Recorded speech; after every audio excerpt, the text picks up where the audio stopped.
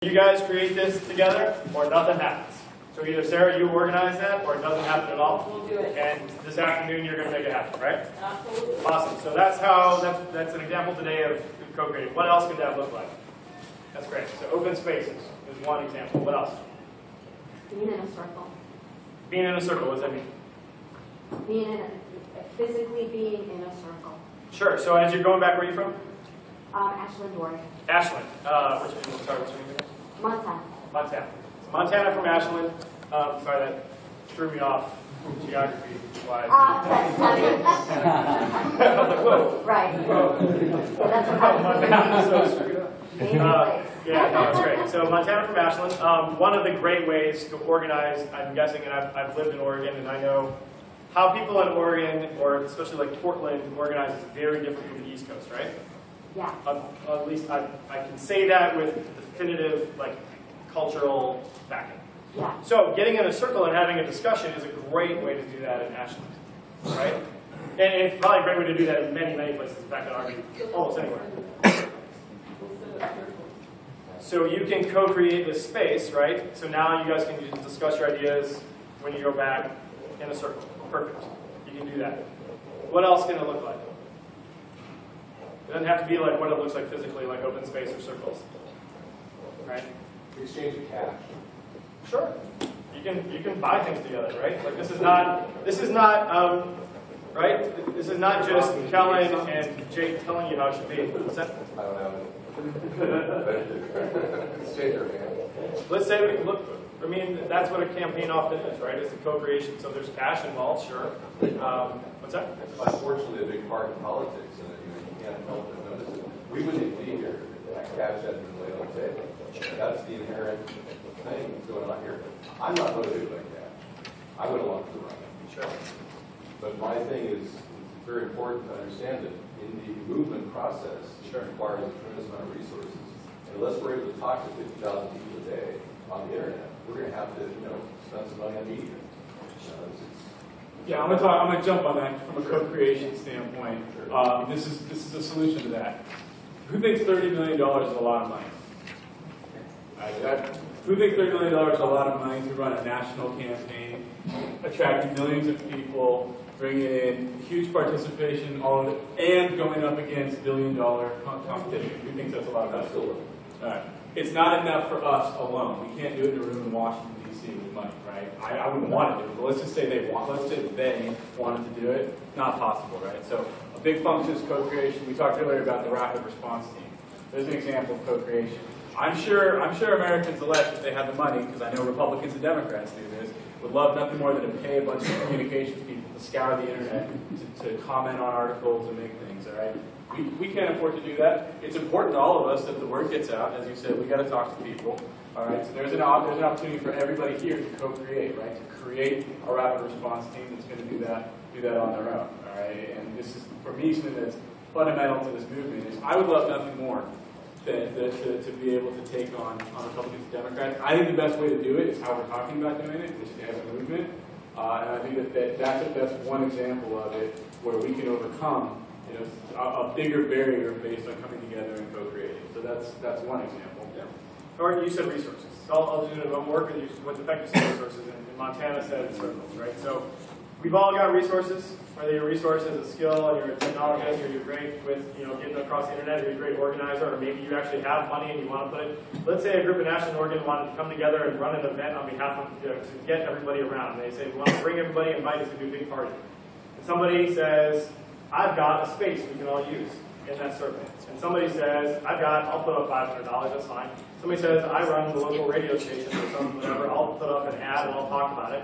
Somebody else says, write anything, and all you had to do as a leader back in your hometown was convene that group to create that together, right? Did I tell you what all your values are going to be this morning? Who came up with this? We did as a group. Yeah, we did as a group, right? This was not, no one told you what you had to be and what your values are. We did that together, right? We co-created that. So that's generally what that means as an idea. Intentionally relinquish control, right? I don't like that at all. Fine, so David doesn't like that at all. I'm just going to tell you in terms of, It's offensive. Well, fine. Eric is candidate, so Well, that's just. David's also a candidate, right? So like his perspective, do you think, when you hear from David, and you know that David is a candidate, does that change how you hear his perspective? Absolutely, right? Versus somebody who is an organizer on the team, right? And going back. So Montana, are you a candidate? No. And when you talk about organizing a circle versus, like if I hear Montana say, I would like to organize a circle of people who care about Americans elect in my town, does that have a different context than if David said, I would like to organize people in a circle to talk about Americans elect? Yeah. Of course it does. How come? I mean, I would assume that your circle is going to be about your organization. And I would assume that your circle is going to be about the organization. And of course, those are assumptions, we know what they make of us, but we just have to kind of see that. I like the idea of delegating authority and all that. Relinquishing control is part of that. And I think it's really important to give people roles that they can actually fulfill and make things better. So I'm just going to say this. Did we all agree as a group, not what David thinks, but as a group, that what we want to do is get a whole lot of people involved in Americans Elect? Yeah. Yes. Okay, I'm going to tell you that just my personal experience, mostly from failing and trying to control things a lot, Yeah. my personal story of actually giving it a shot and trying to control the process, like completely, right, doesn't work. You will not get that many people to work with you. You need to get a handful. That's about it. Right? So delegating responsibility and ideas and actual responsibility, which we said is a huge value, right? Taking responsibility and giving that to others is part of what we have to do. Yeah, Sean. I understand that everyone wants to, this is a completely open forum, we threw all of that stuff out at the meeting, but what it's worth, having sat through this presentation before, it's really good. And if we all let it play out, I think you guys will be happy to talk about it. Hey, thanks. And the result. That wasn't a plan. Yeah, you didn't take me to say that. Like, I sat in, our group came together, like we listened, we went through the whole thing, and we felt really good about it at the end. And I don't think any of us are the type to just sit there and be brainwashed. So, yeah, it's good stuff. Fair enough. So here's the other thing about it. I appreciate that, Sean. So I know personally, like my tendency when I want to be part of something and I want to see something big happen, is like I want to act, like right now. Anybody else like this? Anybody else relate to my, yeah, like I want to like, okay, tell me how to get a meetup going. Like I want a meetup group in my town right now. Like I want to get online, and some of you guys are already online, right? And like I want to invite my friends and like get it. What do I need to do? Just tell me what I need to do. I want to do it, right? And what I guess we got a day and a half here. We'll spend plenty of time this afternoon and tomorrow talking about meetup groups and how those things work, right? I do promise like these things and some of the getting these values together on the same page, whether we become a team or not, and we ultimately succeed or not. Several of you guys have said that this is crunch time, right? We've got a couple months. We've got 5 months to actually change history. And you guys have an opportunity, we together, it's not you guys, it is all of us have an opportunity to give this gift of being part of history to like anyone in this country. There's 300 million Americans, right? You're going to offer them the chance to be part of something that literally will change how our government can operate, right? We do need a toolkit to attack propaganda. We need toolkits. Well, the propaganda is really intense in America, and we need a toolkit to do this. Okay. So what I'm telling you right now is the basis of the toolkit.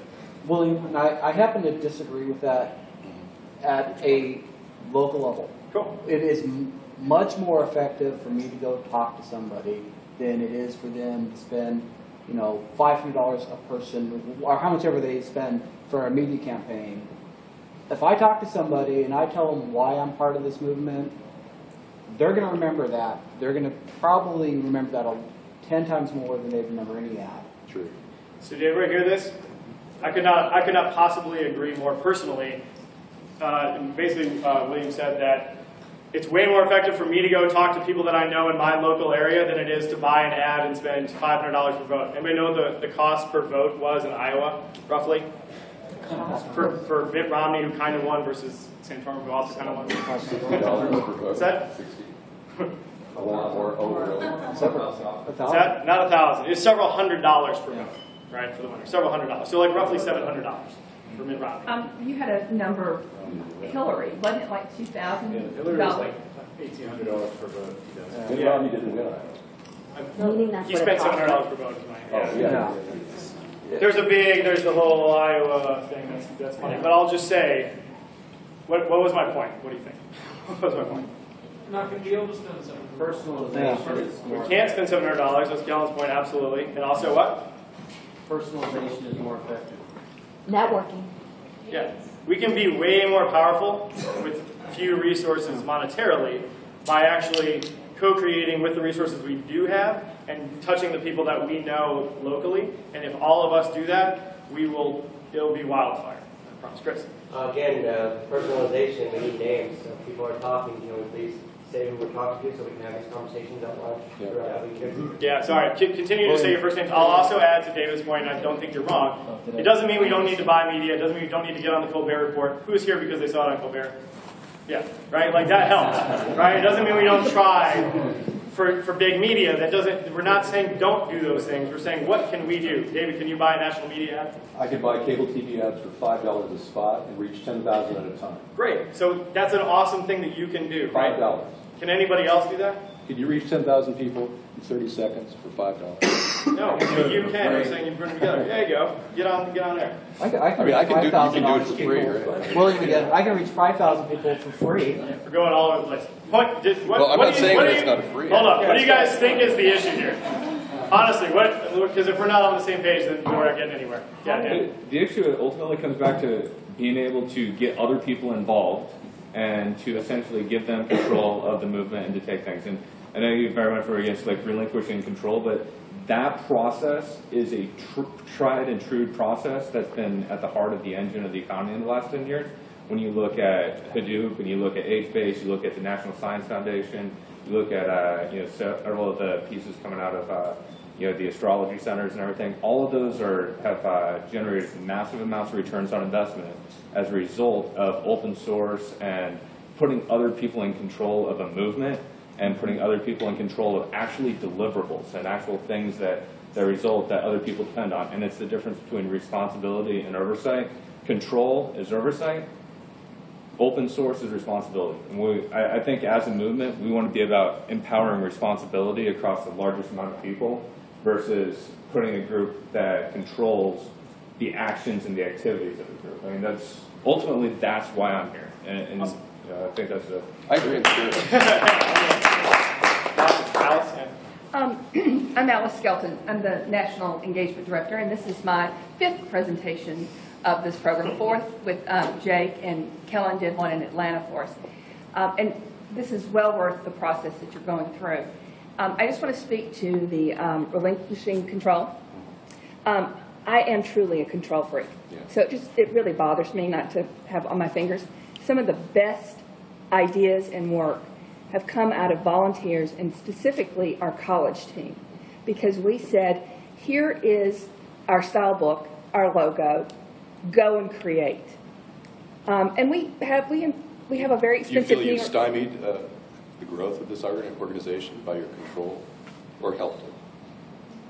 By my control? Because I think control is a good thing as long as it works. But to release, no, I'm serious. I don't have a philosophical disagreement with you at all. No, all I'm making the point is that to encourage all of you to go and to do and not try to check with us, because then that's a whole accountability part for me. But go and make mistakes and do what our college team did, was create truly unique products that really speak to who you are and the region that you come from. That's all. Did you guys hear Alice? Okay? Yes. On the sides? Yeah? Back here? Did you guys hear okay? Right. No? Let it go. Okay, yeah, so Organically, just as a reminder to everyone too, when you're saying your name, as we asked earlier, Chris asked earlier, again, great request. Just speak up, right? I've got a loud voice, which annoys the hell out of my colleagues in my office, but it makes it easy for me to reach the backs.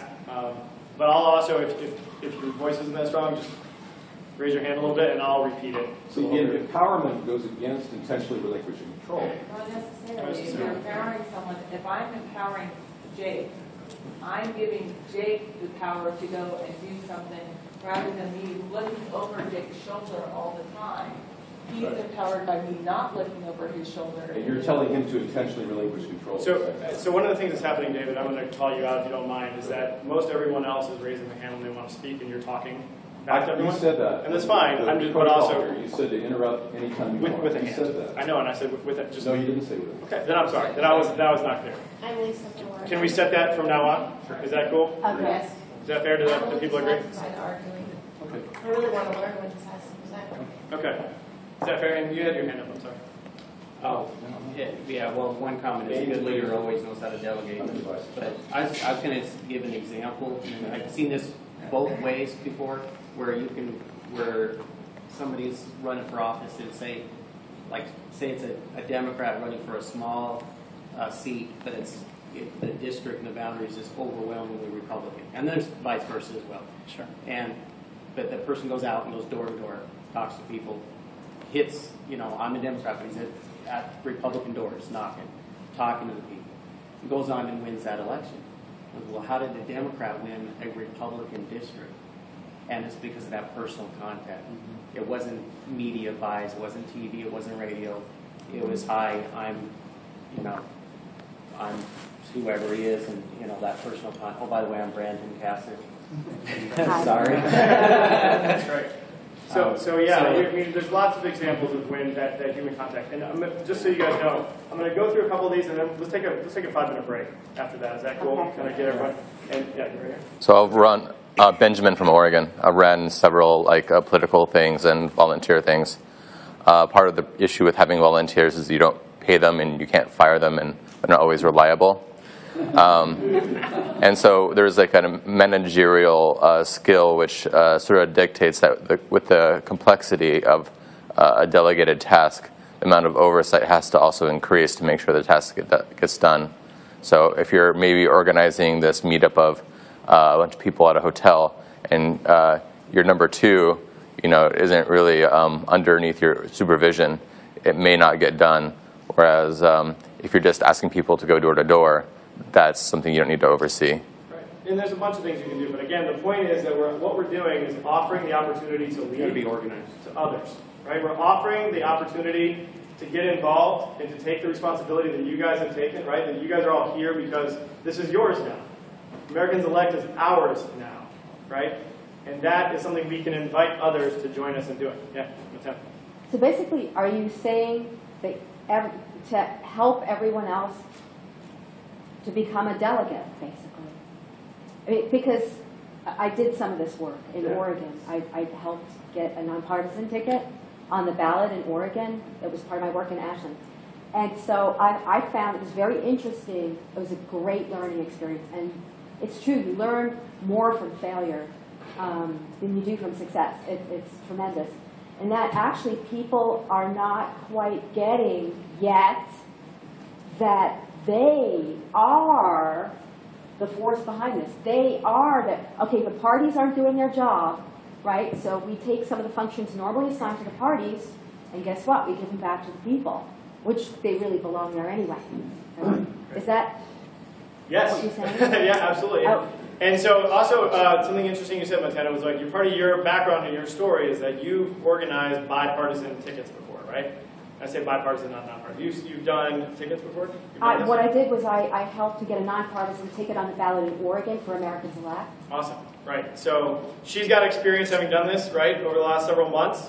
And some of us haven't tried some of this stuff yet, but that's a great resource in this room to be able to talk to. Yeah.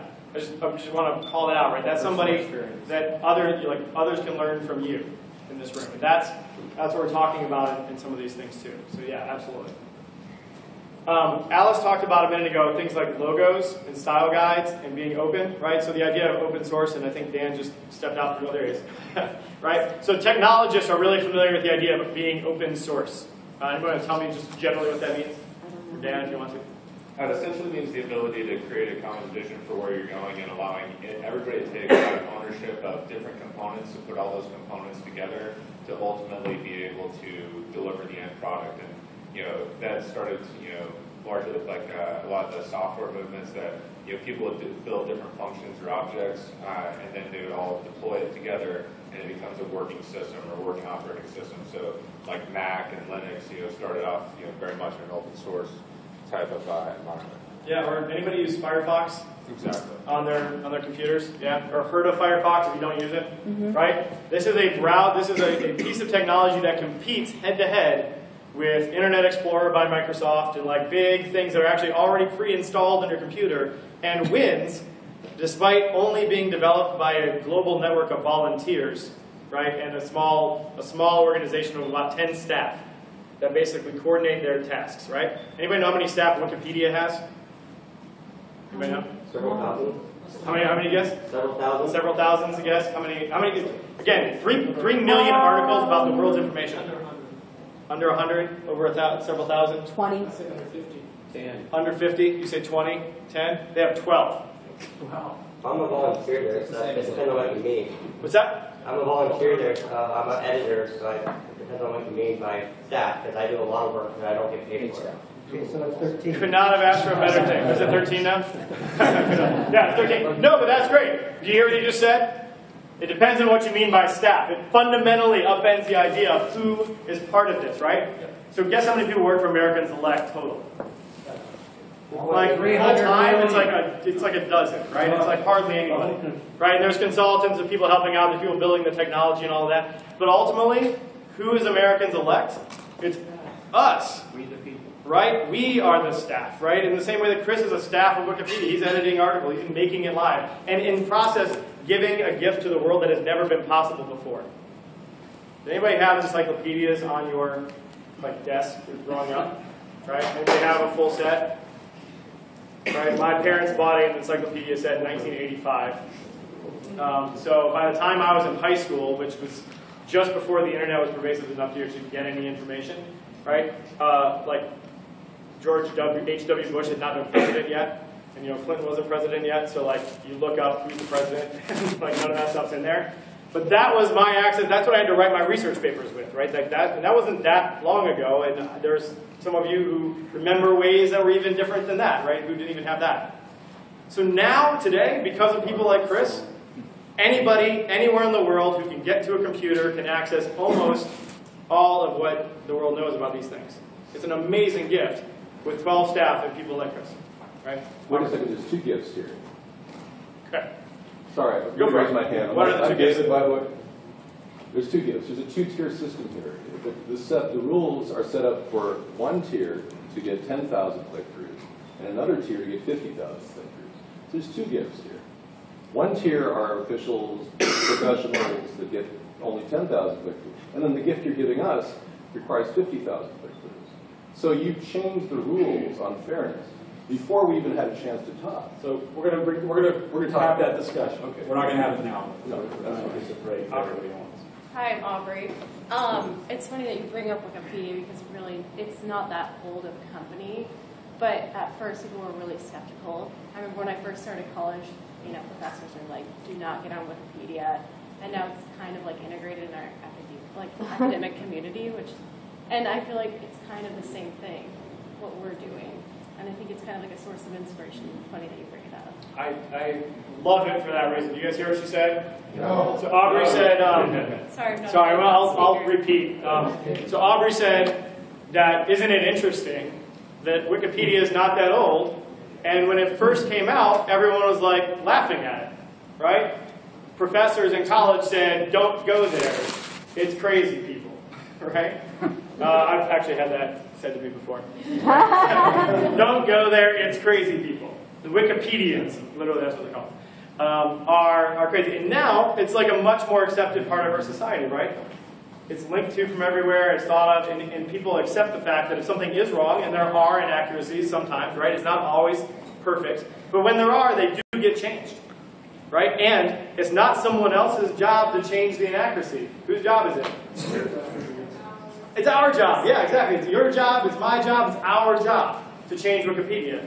And does that sound familiar, an analogy? Right? Of course it does. Anybody ever heard the Gandhi quote, which is boiled down and did more. What is it? Yeah. Be the change that you want to see in society. Another great Gandhi quote, which is, say it louder again for everyone. I forget the correct quote. I'm Tanvir from Massachusetts. Be the change that you want to see. Yeah. You want to change? Be the change yourself, and that will happen in the world. Another great Gandhi quote, in addition to that, which is also really cool. You know what I'm going for? First they ignore you, then they laugh at you, then they fight you. Yeah, say it loud for everyone. First they ignore you, and then they laugh at you, then they fight you, and then you win. Right? Like, I mean, and this is played out kind of similarly with Americans elect. First, they just ignore you. Like, first is this crazy idea that a bunch of crazy campaign strategists used to do, you know, a year and a half ago. Then they hear about it, and guess what the Politico pundit editors or whatever are talking about, right? They start laughing about it. And right now, I will tell you that there is no writer or pundit who doesn't think that we're going to achieve 50 state ballot access right now in DC. There's no one that doesn't think that's going to happen. 3 months ago, they were like, yeah, right. Right? Yeah. Right. Now they're going, oh, pardon me. They're saying, oh, shit. Right? Right? Absolutely they are. And then guess what? Too late. This is ridiculous. I mean, you're buying access. Yeah, but that's because of the... No, you're buying access. You're paying for signatures. And you're acting like this. You've got this grassroots movement that's like Wikipedia. I mean, come on. I mean, let's be real here. Exactly. So who thinks that we are... Can I respond to that? Yeah, please. Are you trying to play the devil's advocate here? I'm just being honest. I just wondered. Just trying to be honest. It's called honesty and sincerity. I mean, you demand it. I'm giving it to you. I mean, what else can I say? Hey, we're going to take a break. I'm going to say one thing on this. Whether or not we're buying ballot access, we can have this discussion. Let's go ahead and take a break for 5 minutes. Does that sound good? Yeah. Or maybe, let's say 10, just so everybody can get coffee. Yeah, Montana has something she really wants to say. Just one quick thing before we take a break is I just want to respond to what you were saying. Yeah. Is that, like, what you were saying about the truth and what Gandhi said. I would just like everyone to remember that Einstein, his teachers, told him that he would never amount to anything. He was that he was a flake and he would never amount to anything. That was Einstein. He also dropped out of high school. Yeah. So, yeah, that's all I wanted to say. Okay, cool. So one of the things we said was how we're going to be with each other is respect, right? So I'm going to argue that one of the ways we can respect each other is to be on time. And to be respectful of each other's time, to try to get started on time. So let's take a 10-minute break. And it is 10:55.